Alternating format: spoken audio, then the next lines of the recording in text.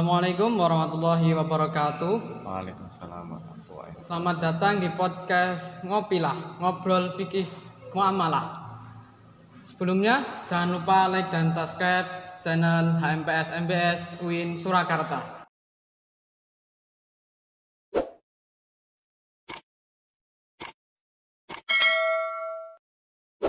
Saya Rizky Nur Hidayah akan membahas tuntas mengenai keterkaitan antara fikih muamalah dengan ekonomi Islam bersama salah satu narasumber yang luar biasa, salah satu dosen dari Fakultas Ekonomi dan Bisnis Islam UIN Raden Mas Said Surakarta, Bapak Nur Hidayah Al-Amin. Pagi Pak. Selamat pagi juga. Bagaimana kabarnya hari ini? Alhamdulillah, saya baik-baik aja. Beneran gimana? Deg-degan nggak? Alhamdulillah. Alhamdulillah deg-degan. Nah ini yang deg-degan malah yang wawancara gimana ya? Sekarang lagi ada kesibukan apa? Kesibukan seperti biasa ke kampus. Kalau setelah UAS teman-teman mahasiswa libur, kita mah disibukkan dengan administrasi dan persiapan pembelajaran yang akan datang, baik mempersiapkan materi-materi pembaruan, terus ditambah juga menyiapkan saya Pesmadin, karena saya amanah yaitu tentang Pesmadin, pesantren Febi gitu. Jadi teman-teman, kita kali ini akan membahas mengenai apa itu fikih muamalah dan apa itu ekonomi Islam dan keterkaitan antara keduanya. Sebelum kita ke sana, kita akan terlebih dahulu mencari pengertian dari fikih itu sendiri. Langsung saja Pak, pengertian fikih itu sendiri seperti apa? Langsung ini ya, fikih ya. Iya. Yang ditanya fikih. Fikih. Kayaknya teman-teman sudah paham semua deh apa itu fikih. Supaya lebih jelas. Oke, lebih jelas. Untuk lebih enak memahami, jadi dalam kehidupan ini banyak perkumpulan kan. Ada di lingkup universitas kita yang tercinta, UIN Raden Mas Said. Ada perkumpulan apa? Manusia. Manusia. Ya. Kemudian apabila manusia ini dirubah menjadi kambing atau sapi, ada perbedaan nggak? Beda. Maka itulah fungsi dari sebuah ayat wa ma khalaqtul jinna wal insa illa liya'budun. Ada jinna dan insa, tapi bukan hewan. Hewan tidak termasuk. Untuk liya'budun. Untuk apa? Buntut apa? Menyembah. Liya'budun menyembah. Kamu jangan lupa lah. Jangan liya'budun menyembah. Jadi menyembah itu adalah menuruti kan. Kalau dalam film-film itu kan ada seorang hamba nyembah raja itu kan, sedih kodawuh gitu kan. Jadi menuruti apa? Aturan-aturan. Nah, bedanya tadi perkumpulan hewan dan manusia apa? Mereka saling bermuamalah atau hewan? Sudruk-sudrukan, perebutan makanan itu kan. Dan manusia ini juga mereka saling bermuamalah. Lah, dalam bermuamalah itu diperlukan namanya sebuah ilmu yang dimaksud dengan pemahaman. Dalam istilah fikih itu adalah al-fahmu. Maka makna fikih itu adalah fahmu, pemahaman. Pemahaman tentang apa? Tentang aturan-aturan. Nah gitu ya. Itu secara bahasa. Nah, kemudian kalau kita kupas lebih banyak lagi secara istilah itu ya pemahaman tentang aturan-aturan yang Allah turunkan lewat para nabinya. Nah, kalau nabi terakhir kita adalah Nabi Muhammad Sallallahu Alaihi Wasallam, itu ada Al-Quran, ada Al-Hadis, kemudian turunannya adalah para ulama-ulama, ya kan? Nah, maka dari situlah banyak sekali aturan-aturan. Maka sebagaimana kita ketahui, Islam dibangun atas 3 hal, atau turunannya ada 3 hal: akidah, apalagi syariah, dan akhlak. Akidah berkaitan dengan apa? Kepercayaan. Maka turunannya adalah rukun iman. Rukun iman. Ada berapa? Ada 6. Jadi rukun iman ada 6. Itu adalah akidah. Kemudian syariah turunannya adalah tentang muamalah, aturan-aturan tentang pergaulan tadi. Inilah fikih. Jadi di dalam syariah ini adalah fikih. Nah, maka muamalah di sini terbagi menjadi apa tuh, dalam aturan-aturan hubungan manusia terbagi menjadi dua syariah ini. Ada syariah berbentuk apa itu ibadah, ada syariah berbentuk muamalah. Nah, sebenarnya satu berbentuk muamalah, tapi muamalah ini nyambung menjadi dua. Muamalah sama pencipta disebut dengan fikih ibadah, muamalah dengan sesama manusia disebut dengan fikih muamalah. Tema kali ini adalah tentang fikih muamalah. Maka pembahasan yaitu tadi interaksi antar sesama manusia. Kalau dalam ilmu sosial yang kalian pelajari mungkin di MTS SMA, pernah ingat gak ilmu sosial?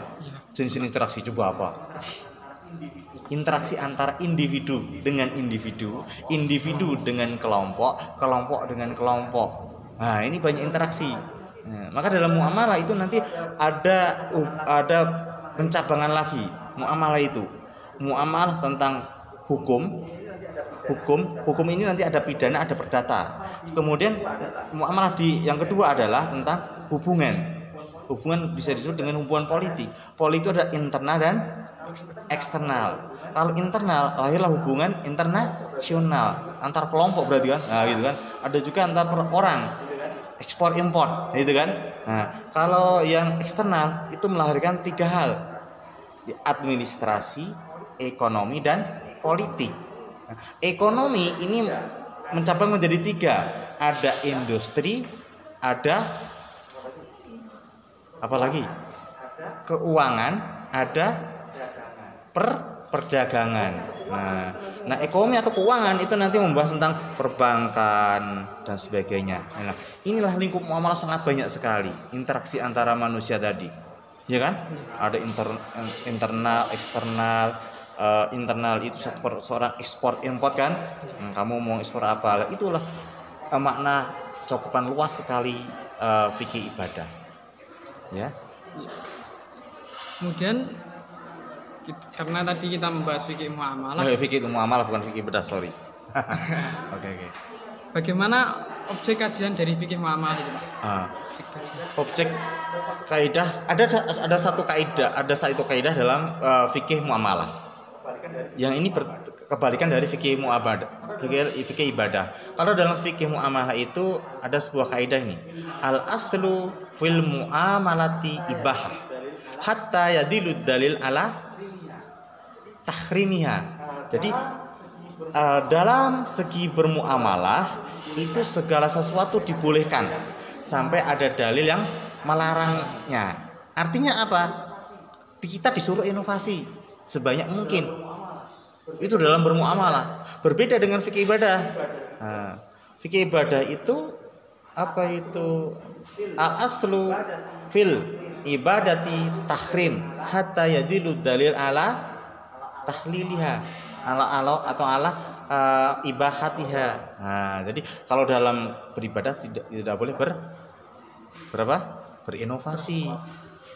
Sholat subuh 2 rakaat berinovasi jadi 3, nggak boleh. Itulah jadi apa itu tadi, apa pertanyaan tadi dalam fikih muamalah? Objeknya tadi tentang muamalah manusia, baik itu tentang industri, kemudian tentang keuangan, kemudian antar perdagangan, kemudian lahir juga antar hubungan politik antar sesama. Maka dalam perdagangan, kemudian apa itu perbankan, industri, itu ada apa itu akad-akad yang harus diketahui kan. Ada istilah murabahah, istisna, musyarakah, asyarf dan sebagainya. Banyak sekali poinnya. Kalau dirinci itu mungkin ada 50 poin tentang pembahasan fikih muamalah. Lebih mungkin. Kemudian kita langsung saja, Pak. Bagaimana keterkaitan fikih muamalah dengan ekonomi Islam itu? Fikih muamalah bukan terkaitan. Kalau dikait-kaitkan itu satu. Fikih muamalah itu juga ekonomi Islam. Hanya saja ekonomi, kita harus memahami ekonomi skala kecil, skala menengah, skala besar, ya kan? Skala kecil mungkin tentang keluarga kan, Kamu mau beli apa ke tetangga, tukar menukar barang, itu kan ekonomi kan, bermuamalah toh. Kemudian jual beli, kemudian kerjasama, itu kan. Jadi kalau kita terkaitan itu bukan terkaitan, memang satu. Fikih muamalah dengan ekonomi itu satu. Tidak bisa dipisahkan. Nah, kalau mau memisahkan antara apa itu muamalah ekonomi atau syariah dengan konvensional itu mungkin bisa dipisahkan. Tapi kalau fikih muamalah dengan ekonomi itu adalah sebuah kesatuan. Kalau dalam Islam tidak boleh dipisahkan. Ya, harus satu, menjadi satu.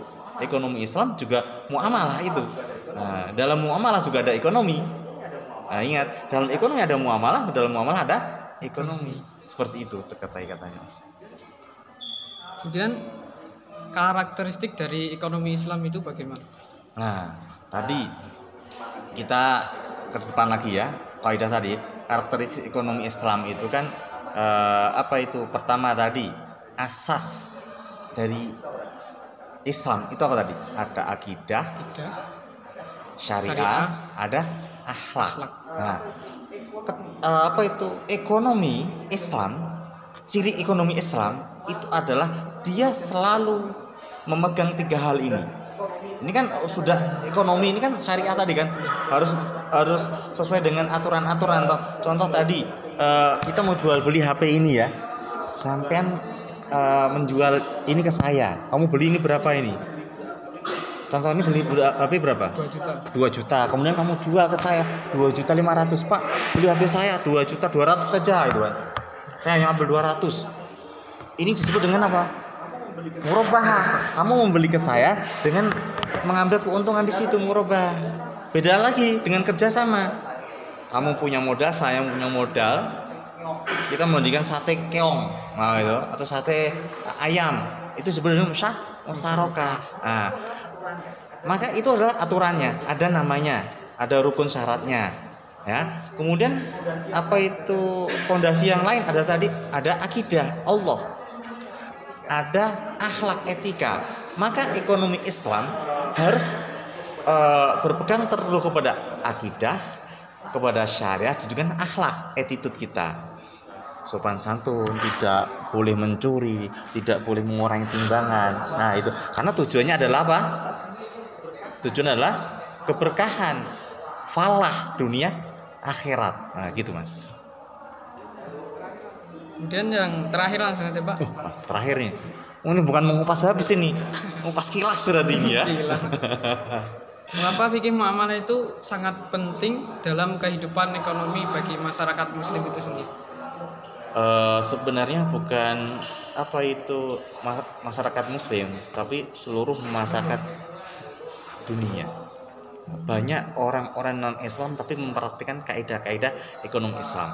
Mereka sukses. Nah, gitu kan.